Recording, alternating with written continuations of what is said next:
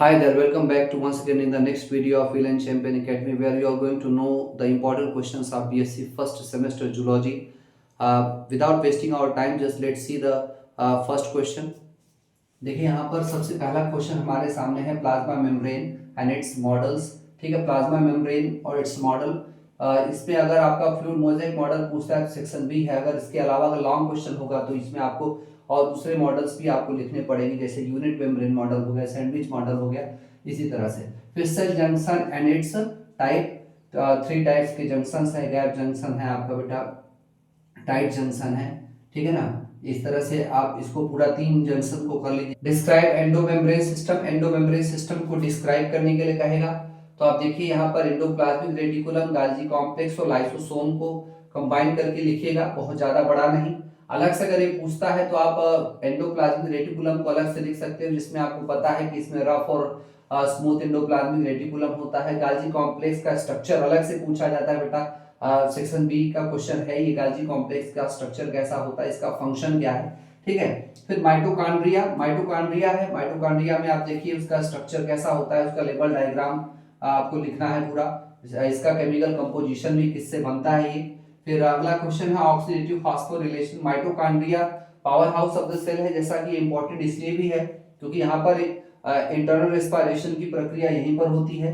Respiration में जो internal respiration में ऑक्सीडेटिव फास्फोरिलेशन होता है, या उसको एंजाइम कॉम्प्लेक्स सिस्टम या इलेक्ट्रॉनिक ट्रांसपोर्ट सिस्टम कह सकते हैं, जो कि उसके इंटरनल मेम्ब्रेन में देखने को मिलता है।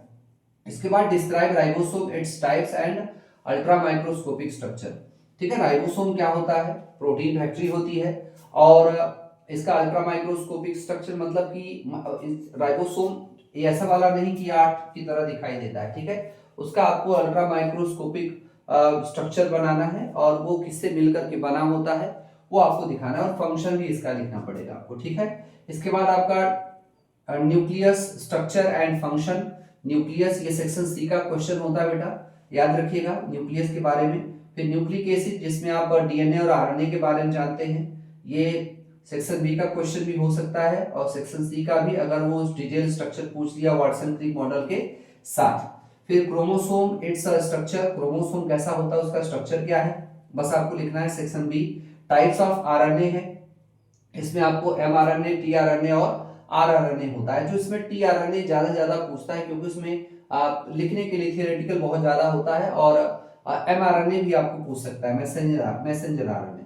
इसके बाद सेल साइकिल, जब आप सेल डिवीजन पढ़ते हैं तो सेल साइकिल एक पूरी उसका लाइफ स्पेन होता है, जिसमें सेल मैच्योर होता है, डिवाइड होता है, फिर सेल मैच्योर होता है, फिर डिवाइड होता है, ठीक है। सेल साइकिल में एक इंटरफेज होता है, इंटरफेज में G1 फेज, S फेज और G2 फेज, फिर M फेज आ जाता है, जिसमें माइटोसिस और मियोसिस देखने को मिलता है, ठीक है। इसके बाद हम लोग क्या करेंगे बेटा, फिर डिफरेंस बिटवीन डीएनए आरएनए पूछ लेता है, माइटोसिस मियोसिस डिफरेंस पूछ लेता है। ध्यान दीजिएगा, माइटोसिस मियोसिस डिफरेंस आप 8-10 पॉइंट जो भी उसको अच्छे से याद कीजिएगा।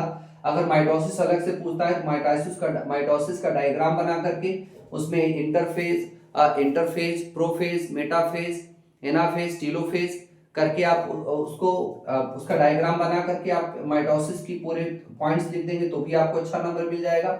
मियोसिस का अच्छा डायग्राम देख लीजिए और मियोसिस के पॉइंट्स लिख देंगे तो भी आपका हो जाएगा। अगर आप डिटेल में करना चाहते हैं तो इसमें कैरियोकाइनेसिस पहले होता है, फिर साइटोकाइनेसिस होता है। कैरियोकाइनेसिस में केंद्रक का विभाजन होगा, फिर साइटोप्लाज्म का डिवीजन होता है, तब जाकर के एक सेल से दो सेल या डॉटर सेल बनते हैं, ठीक। इसके बाद एक्सप्लेन मेंडलिज्म, इसमें आपको मेंडल को एक्सप्लेन करना है कि मेंडल ने इनको हम फादर ऑफ जेनेटिक्स क्यों कहते हैं, क्यों, और इन्होंने किस पर एक्सपेरिमेंट किया था, और उन्होंने उसी स्पीसीज को क्यों लिया था, उनकी सफलता के क्या कारण थे, ठीक है। सिलेक्शन प्लान कैसा था, वर्किंग मेथड कैसा था, ये सब चीजें आपको लिखना रहता है, तो वो क्वेश्चन बन जाएगा। इसके बाद monohybrid and dihybrid cross, ऐसा नहीं ये 13-14 एक साथ नहीं आएगा, कोई एक ही आएगा, ऐसा नहीं कि दोनों आ जाते हैं बेटा, इसको आप ध्यान देना। ऐसा इंपॉर्टेंट मैंने दिया जरूर है, लेकिन उसमें ऑब्जेक्टिव ऑप्शनल है कि ये आएगा तो ये नहीं आएगा, ठीक है। जैसे अगर ये आपका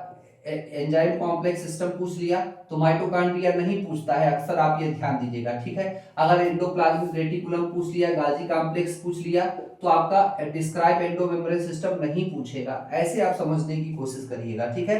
मतलब एक ही यूनिट के अगर एक ही टॉपिक से 2 क्वेश्चन बनता है तो कोई एक ही क्वेश्चन पूछ सकता है, दूसरा नहीं पूछता, आप याद रखिएगा। फिर इसके बाद मोनोहाइब्रिड और डाईहाइब्रिड क्रॉस याद रखिए। इसी अगर आप मोनोहाइब्रिड और डाईहाइब्रिड क्रॉस समझ गए तो वहां से आप law of dominance, law of segregation hybrid cross से समझ लेंगे। F1 जनरेशन आपको मोनोहाइब्रिड क्रॉस का लॉ ऑफ डोमिनेंस दिखाता है और F2 generation law of segregation दिखाता है। और इंडिपेंडेंट असॉर्टमेंट के लिए आपको डाईहाइब्रिड क्रॉस देखना पड़ेगा। डाईहाइब्रिड क्रॉस में आप देखेंगे तो उसमें दो या दो से अधिक कॉन्ट्रास्टिंग कैरेक्टर्स के बीच में हम क्या करते हैं, क्रॉस कराते हैं और नई स्पीसीज मिलने की पॉसिबिलिटी होती है। फिर describe different mode of sex determination. Different mode of sex determination, sex को डिटरमाइन करने के कई सारे तरीके हैं, आप देख सकते हैं। ऐसा नहीं कि क्रोमोसोम के कारण ही सेक्स का डिटर्मिनेशन होता है, साइटोप्लाज्मिक सेक्स डिटर्मिनेशन हो सकता है, ठीक है। एनवायरमेंटल सेक्स डिटर्मिनेशन भी हो सकता है, ठीक है। तो कई प्रकार से हैं, इसको आप देख लीजिएगा अच्छे से। फिर multiple alleles with example. Multiple alleles आपका सेक्शन सी का क्वेश्चन पूछा जाता है, बी में कम आता है, सेक्शन सी में मल्टीपल एलील्स पूछेगा, एग्जांपल के साथ पूछेगा। तो एग्जांपल में आपको क्या करना है बेटा, एग्जांपल में आपको ब्लड ह्यूमन ब्लड ग्रुप का इनहेरिटेंस देखना है और कोड कलर ऑफ रैबिट देखना है, ठीक। इसके बाद gene interaction with example, gene कैसे इंटरेक्ट होता है, ठीक है, उसके एग्जांपल आपको देखने हैं। Mendel's deviation with example, Mendel ऐसे बहुत सारे एक्सपेरिमेंट हुए जो मेंडल के रूल्स को फॉलो नहीं करते, जिसमें आप देख सकते हैं कि इनकम्प्लीट डोमिनेंस, को डोमिनेंस, लीथल जीन, ये सब उसके एग्जांपल्स हैं बेटा। आप अच्छे से पढ़िएगा, इसको देख लीजिएगा अच्छे से। क्रोमोसोमल एबरेशंस, जिसमें आप देखेंगे क्रोमोसोम में जो अनियमितताएं आ जाती हैं इरेगुलरिटी के कारण, मतलब इरेगुलरिटी के कारण उसमें बहुत सारी कमियां होती है, जिसमें आप सिंड्रोम वगैरह पढ़ते हैं बेटा। सिंड्रोम अच्छे से देख लीजिएगा, down syndrome, Turner syndrome, Klinefelter syndrome, ठीक है, पटाउ सिंड्रोम, ठीक है। इन सभी सिंड्रोम्स को अच्छे से पढ़ लीजिएगा। फिर इसके बाद आता है बेटा life cycle of Trypanosoma giardia. Giardia और ट्रिपैनोसोमा बेटा बहुत ज्यादा इंपॉर्टेंट है, क्योंकि ये डिजीज कॉज करते हैं। साथ ही आप इसको देखेंगे तो इसमें आपको केवल साइकिल ही, लाइफ साइकिल ही नहीं दिखानी है आपको, इसके सिम्टम्स क्या होते हैं, इसको कैसे क्योर किया जा सकता है, ठीक है, क्या मेडिसिन लगता है, ये सब चीजें भी आपको लिखनी होंगी। तो इसमें आप देखेंगे इन्फेक्शियस डिजीज में इसके बाद वायरस के थ्रू होने वाले लाइफ साइकिल को दिखाना हो तो आप याद रखिएगा कि HIV का जरूर पढ़ लीजिएगा। HIV वेरी वेरी इंपॉर्टेंट होता है बेटा। इसके बाद आप हेपेटाइटिस देख लीजिएगा, हेपेटाइटिस वायरस के कारण होता है। और प्लाज्मोडियम प्रोटोजोवन लाइफ साइकिल है, उसको देख लीजिएगा, ठीक है। ये इंपॉर्टेंट है, थोड़ा थोड़ा देख लेंगे तो काम हो जाएगा। और बेसिकली आप देखिएगा सेक्शन सी और बी के क्वेश्चन में अगर डायग्राम आता है तो उसको अच्छे से जरूर बनाइए और उसी से लिखने की कोशिश करिए। Sex linked characters, sex linked characters का मतलब इसमें ऐसे सोमैटिक कैरेक्टर्स जो सेक्स क्रोमोसोम पर अटैच होते हैं और उसी के साथ हर एक जनरेशन में मूव करते हैं, उसको हम क्या कहते हैं बेटा, sex linked characters. Haemophilia, colour blindness को पूछा जाता है बेटा। इसके बाद कमेंट करना, ये सेक्शन ए के क्वेश्चन होते हैं बेटा। क्या बेटा, एक्स्ट्रा साइटोप्लाज्मिक मेम्ब्रेन, ठीक है। उसके बाद ER एंडोप्लाज्मिक रेटिकुलम, कैम हो गया आपका, ठीक है ना। इसके बाद कैथरीन हुआ, सेलेक्टिन हुआ, ठीक है, एंडो एंड एक्सोसाइटोसिस हो गया, लाइसोसोम, पराक्सिसोम, साइटोस्केलेटन। साइटोस्केलेटन बेटा बॉडी शेल को एक शेप देता है।